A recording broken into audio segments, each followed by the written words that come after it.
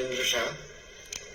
नेपालको सार्वभौम सत्ता र राजकीय सत्ता नेपालको सार्वभौम सत्ता र राजकीय सत्ता नेपाली जनतामा निहित रहेको नेपाली जनतामा निहित रहेको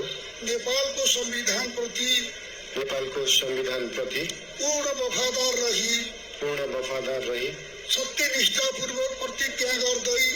सत्यनिष्ठापूर्वक प्रतिज्ञा गर्दै ईश्वर, देश र जनताको नाममा शपथ लिन्छु कि प्रधानमन्त्री पदको जिम्मेवारी प्रचलित कानूनको पालना गरी मुलुक र जनताको भलो चिताई कसैको डर नमानी पक्षपात नगरी पूर्वाग्रह वा खराब भावना नलिई ईमानदारीका साथ गर्नेछु र आफ्नो कर्तव्य पालनको सिलसिलामा